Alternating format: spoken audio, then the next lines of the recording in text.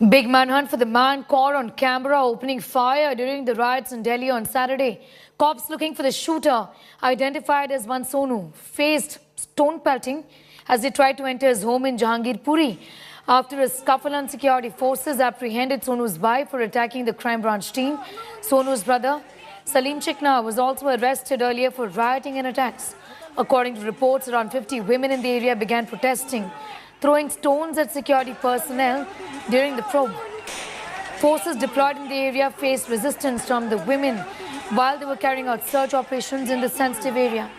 Police team of Northwest District had gone to Sonu's house in CD Park 4 for examining his family members. The police barricaded the area and women security personnel pacified other women. The incident took place 100 meters away from the spot where violence had broken out on Saturday.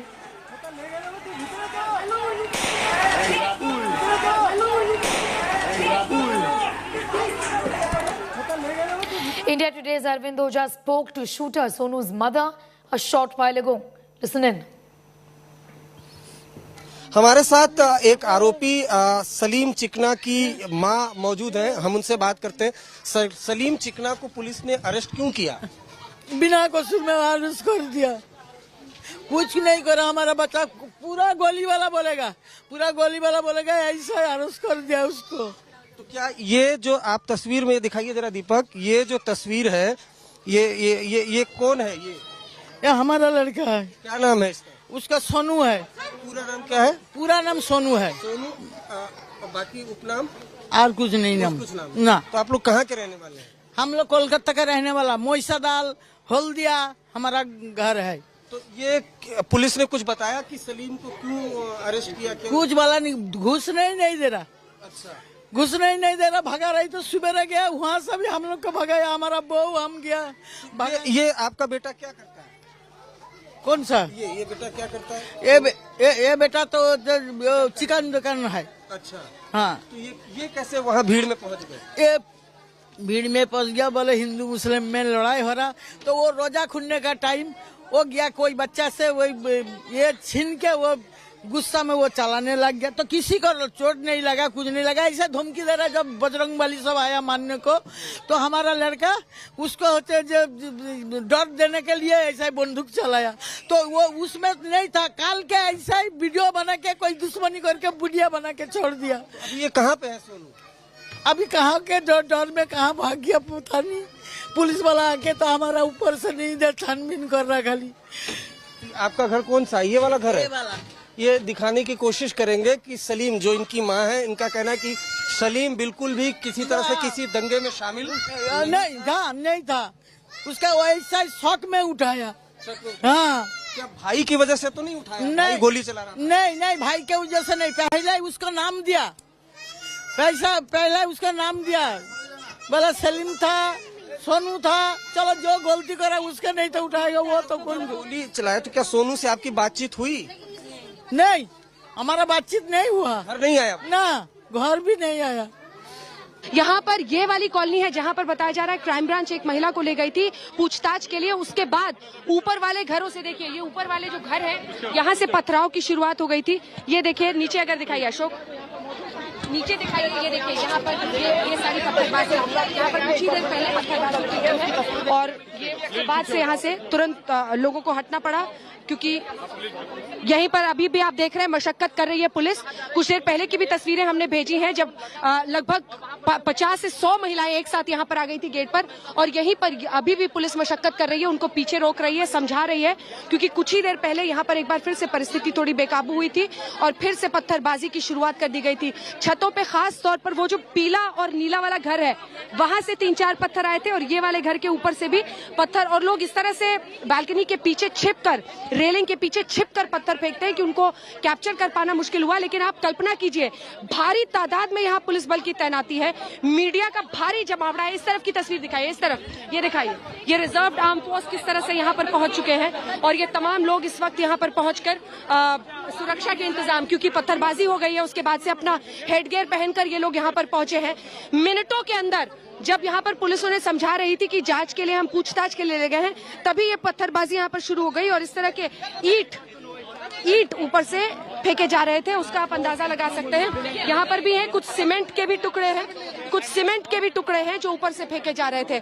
अब RAF को भी वहां पर बुला लिया गया है, महिलाओं को बुलाया गया है क्योंकि मामला महिलाओं का है। महिलाएं यहाँ पर सबसे ज्यादा बवाल रच रही थी और आरएएफ को यहाँ पर बुलाकर सुरक्षा बल की तैनाती कर दी गई है। आरएएफ की तमाम महिलाएं आपको दिखेंगी, आरएएफ की देखिए महिलाएं अंदर घुसी हैं और अब उन घरों में जाकर उनको समझाने की कोशिश कर रहे हैं। तो नौबत ऐसी आ चुकी है और ये तो उस चौराहे से काफी दूर है, लगभग 100 मीटर दूर है जहां पर उस दिन हिंसा हुई थी। लेकिन जो साजिशकर्ता अलग अलग गलियों में जहांगीरपुरी में घुसे हुए हैं, उनको पकड़ने की फिराक में जब क्राइम ब्रांच अपनी जांच कर रही है और लोगों को आगे ले जा रही है, तब इस तरह की नौबत यहां पर पहुंची है। और उसके बाद आरएएफ की तमाम महिलाओं को हेडगियर के साथ यहां पर बुलाया गया और वो फिर अंदर गई हैं और वो वहां पर लोगों को समझाने की कोशिश कर रही हैं। जो वरिष्ठ अधिकारी हैं वो भी आ गए हैं और वो ये जानने की कोशिश कर रहे हैं कि कैसे उन्हें समझाया जाए। दरअसल जांच में अगर किसी एक व्यक्ति को भी हिरासत में लिया जाता है या गिरफ्तार किया जाता है, उसके बाद लोग तनाव में आते हैं और तमाम जो वरिष्ठ अधिकारी हैं वो अब लोगों को यहाँ से हटा रहे हैं। कुल मिलाकर थोड़ी देर का इंतजार और है और उसके बाद आप देखेंगे ये जो पूरा इलाका है, एक बार जल्दी से अगर आपने वहां से भी तस्वीरें नजर आएंगी। अब तो यहाँ पर मीडिया का भारी हुजूम हो गया, उस वक्त जब हम आए थे तो नहीं था। ये देखिए ये घर है, यहीं पर ये ऐसे घर हैं और यहीं से पत्थरबाजी की शुरुआत हुई थी। मेन चौराहा दिखाइए, मेन चौराहा जहां पर उस दिन हिंसा हुई है वो लगभग 100 मीटर की दूरी पर यहाँ से है। लेकिन यहाँ पर जब एक महिला से पूछताछ की जा रही थी, उस महिला से पूछताछ करने के लिए जब उसे यहाँ से ले जाया गया, उसके बाद महिलाओं का पूरा हुजूम बाहर सड़क तक निकलता है, पुलिस वालों पर हमला बोलता है। जब वो नहीं सुनते हैं उसके बाद ऊपर छतों से पत्थरबाजी होती है और उसकी लाइव तस्वीरें आपने देखी। रिजर्व आर्म्ड फोर्सेस की तमाम ऐसी जो सुरक्षा कर्मी हैं उन्होंने हेडगियर लगाया है और अब वो इस कॉलोनी में अंदर गई हैं लोगों को समझाने के लिए और किसी तरह से शांत करने के लिए। जो आरएएफ की महिलाएं थी, दिखाइए जरा ऊपर से कैमरा दिखाइए, वो आरएएफ की महिलाएं जो थी वो बाहर निकल रही हैं, ये दिखाइए ऊपर से। उस गेट के पास से जो आरएएफ की महिलाएं थी वो लोगों से बातचीत करने के बाद अब बाहर निकल रही हैं। उन महिलाओं को समझाने की जिम्मेदारी उन्हें ही दी गई थी और अब ये लोग वहां से निकल रही हैं। आरएएफ की एक पूरी ह्यूमन चेन बना दी गई है, ये दिखाइए, ये महिलाएं निकल गई हैं और ये आरएएफ की एक पूरी टीम है जिसने यहाँ पर ह्यूमन चेन बना लिया है। ये दिखाइए, ये ह्यूमन चेन है, ये ह्यूमन चेन इन्होंने यहाँ पर बना लिया है ताकि इस पूरे इलाके को कॉर्डन ऑफ कर दिया जाए और मामले को ठंडे पड़ने दिया जाए, ताकि मामले को ठंडे पड़ने दिया जाए ताकि कुछ देर तक यहाँ पर शांति बनी रहे। तो जितनी आरएएफ की महिलाएं थी जो अंदर गई थी समझाने के लिए, और आरएएफ के ये पूरे ह्यूमन चेन यहाँ पर बनाया गया है जो फिलहाल शांति के लिए यहाँ पर एक चेन बना रहे हैं ताकि पूरे इलाके में शांति की बहाली फिर से कर दी जाए। Kamaljeet is getting us more details on that story, joining us right now from Jahangirpuri. First of all, Kamal, do give us an idea about the current situation as we speak and about the kind of police bandobast in this particular area. What really is going on? Sneha, we are 48 hours after the first communal clash between two communities. There have been at least 23 people who've been picked up. They have been arrested, both from majority and minority community. A strict message has been sent out that no culprit will be spared, irrespective of community, color, caste or any sort of credentials. And this is where Delhi police is going to be doing an investigation. This case has been transferred to crime branch, even though there have been voices as far as NIA investigation are concerned. Several of the BJP netas also talking about how there seems to be a terror angle. Now there is a talk, if we can try and show you the visuals out here. These are the paramilitary, the CRPF personnel out here. So clearly, even though there has been certain tension, it amounted because of a small stone pelting incident which happened where Sonu Sheikh's relatives who actually picked up the stone and threw, there was obviously additional security which was brought in, but clearly at this point of time, when we talk about how things are really panning out, there is a heavy presence of Delhi police. There is additional deployment of the paramilitary. If we give you a 365 degrees from the main chowk where we are standing in Jahangirpuri, you'll see a lot of media presence. You'll see interspace with that is Delhi police as well as the paramilitary. The blue uniform there, that is the rapid action force, and if you can see the deployment being done time and again. But what is important is that there should not be any further escalation as far as the situation is concerned. The other part is about the investigation. There are questions being raised about Delhi police, whether if in Khargone and Karoli where the incidents were happening, what about the deployment here when the incident took place? And now there is obviously a massive blame game between both sides, one blaming the other for triggering this entire communal clash. But when you talk about these particular incidents, if you look around, things at this point of time appears normal. But let me tell you, this could just be temporary because things could flare up. And that is why the presence of senior officers becomes very, very important. Just try and show you as to what really is happening on ground. The fact the stance of Delhi police, if you see, they seem more or less relaxed. It's because they feel that the situation is under control. But remember, at this point of time, when crime branch came under attack, this was specifically when they were going into question. Several of them, at least 8 of them, we've been told, are people who are history sheeters, who have a past antecedent as far as crime is concerned. There are visuals to the effect, whether they are viral videos, whether it's the CCTV, and all that is going to be scanned. But clearly, the action from Delhi police is something which people are going to be looking at. One, in Northeast Delhi, there was a talk about how things really unfolded during the anti-CAA protest, which obviously turned into a riot. And then this time around, it's Northwest Delhi and Jahangirpuri. It's an extremely congested area. If you'll just try and show you the houses out here, the barricades have been put up all across the chalk. So if you can just try and see, it's a very congested area. Okay. And this is where things at this point of time, look at the rapid action force. We'll try and, आप यहीं पे रहते हैं? हाँ. Situation कैसी है? So the woman being moved away, but clearly you can try and see in the gullies itself, in different areas, and you see that siren going off is from Delhi police vehicle there.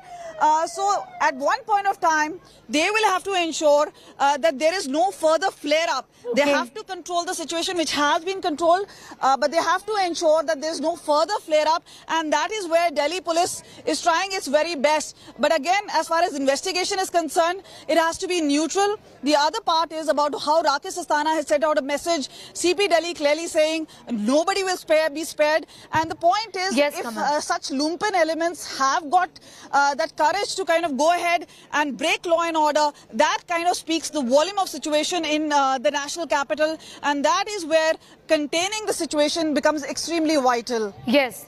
Kamal, thanks for getting us up to speed with all of those developments. Kamal reporting under difficult circumstances in Delhi, where riots have unfortunately broken out. As probe in the Jahangirpuri violence case deepens, Delhi police has detained Salim Chikna, the brother of Sonu, one of the accused in the case where Shobha Yatra was targeted on the occasion of Hanuman Jayanti on Saturday. Sonu was also caught on camera, seen firing from a pistol at a crowd. India Today exclusively spoke to the mother of the accused, who claimed that both the accused have been framed and claimed innocence. A forensic team is at the spot where the violence took place and is gathering crucial evidence in the matter. A team of Delhi Crime Branch is also accompanying and assisting the forensic team. Both the teams also went to nearby mosques amid the probe. Delhi police is probing the conspiracy angle in the riots. Till now, 21 people have been arrested in the case and many have been detained. FR in the case confirms that stones were indeed pelted on the Shobha Yatra. Some youth also opened fire at the religious procession. Delhi police are scanning over 100 videos of the violence that have surfaced. Cops are using these videos to identify the rioters, and manhunt has been launched to nab them. Delhi police crime branch ने अपनी तफ्तीश शुरू कर दी है और इन्हीं घर की छतों से पत्थरबाजी हो रही थी। आप देख पा रहे हैं क्राइम ब्रांच का एक अफसर छत के ऊपर चढ़ा हुआ है। फॉरेंसिक एक्सपर्ट की टीम भी इस छत के ऊपर मौजूद है, आपको दिखाई भी दे रहे होंगे, और यहाँ पर तफ्तीश की जा रही है। यहीं से कुछ पत्थर इकट्ठा किए गए, साथ ही साथ ये भी जांच की जा रही है कि कहीं घर की छतों पर अभी भी पत्थर तो मौजूद नहीं है जिसे एविडेंस के तौर पर कलेक्ट किया जा सके। तो क्राइम ब्रांच के जो अफसर है वो आपको छत पर दिखाई दे रहे होंगे, जबकि मैं आपको नीचे की तरफ भी दिखाना चाहूंगा। छत की तरफ फॉरेंसिक एक्सपर्ट और क्राइम ब्रांच के ऑफिशियल मौजूद है, जबकि नीचे की तरफ जो ये घर आपको दिखाई दे रहा है, यहाँ पर क्राइम ब्रांच के अफसर वो आपको बकायदा यहाँ पर दिखाई देंगे। इस घर को कॉर्डन ऑफ कर दिया गया है और कई ऐसे वीडियो और तस्वीरें आई थी जिसमें बकायदा घरों की छतों से पत्थरबाजी हो रही थी। तो लिहाजा फॉरेंसिक एक्सपर्ट की टीम घर के नीचे मौजूद है, क्राइम ब्रांच के ऑफिशियल वो नीचे मौजूद है। झगड़ा छोटी सी बात पे अल्टरकेशन शुरू हुआ था, वो फिर इसने ये स्वरूप ले लिया। जो लोग ये कह रहे हैं कि झंडा लगाने की कोशिश की थी, तो ऐसी बात में तथ्य नहीं है। एक minute, let me completely answer है। सेकेंड पॉइंट आपका जो एफएसएल की टीम को लेकर था, एफएसएल की टीम वहाँ पे सीन ऑफ क्राइम जितना भी है, सारे सीन ऑफ क्राइम को एग्जामिन करेगी, because firing has taken place, private firing has taken place. Case का इन्वेस्टिगेशन काफ़ी थरोली किया जाएगा। जो भी प्रत्यक्ष या परोक्ष रूप से इसमें शामिल हैं, उनके विरुद्ध कार्रवाई की जाएगी। सर, इसमें जो आयोजक हैं उनके खिलाफ कोई कार्रवाई की बात हो रही है क्या? क्योंकि ऐसी बातें आ रही है कि कुछ लोग मस्जिद में जिन्होंने घुसने की कोशिश की, उसके बाद ये पूरा मामला बिगड़ा। अभी ये इन्वेस्टिगेशन का विषय है। मैं बहुत क्लियरली आपको बोल रहा हूँ, इन्वेस्टिगेशन में जिसके खिलाफ एविडेंस मिलेगा उसके खिलाफ कार्रवाई की जाएगी, irrespective of class. To be with us for more on that, Kamal also talked to us a little about the investigations. In which direction is it headed? The manner in which this violence essentially evidently was planned. What is the police really looking at? What's the conspiracy angle that they're looking at?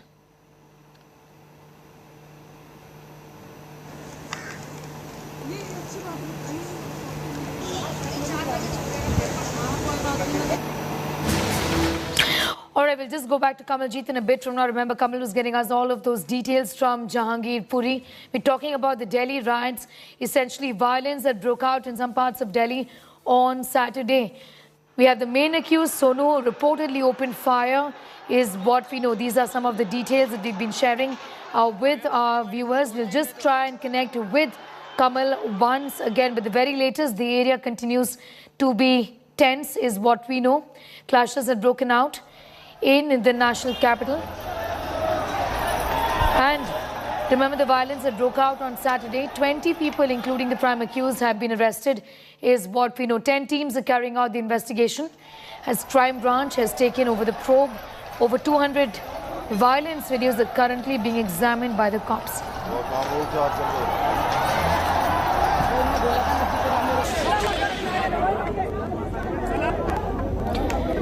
Politics over the Delhi violence has exploded as a full-blown war of words between parties has erupted. Now, calling for an NIA probe into the clashes, BJP MP Hansraj Hans claimed that the Jahangir Puri incident was an international conspiracy to defame India. This as MNS Chief Raj Thackeray called for a tit-for-tat response to such violent incidents. Meanwhile, AIMIM Chief Asauddin Owaisi targeted the Union Minister Amit Shah for the violence that erupted in the national capital. He said these clashes have become more common in Delhi ever since Shah took charge of the Union Home Ministry. In the violence that broke out on Saturday, 20 people, including the prime accused, have been arrested. 10 teams are carrying out the investigation as the Crime Branch has taken over the probe.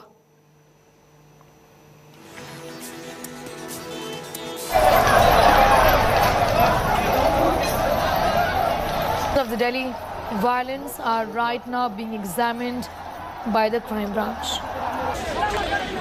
The affected areas, Jahangir Puri, continues to be tense as there are restrictions in this area.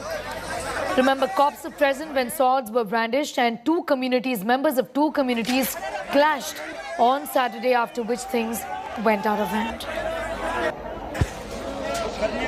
मैंने यही पाया कि पीछे कोई साजिश है, जैसे sequence बना के पहले किसी और स्टेट में फिर कोई ना कोई हो सकता विदेश से कोई ऐसा कोई नेगेटिव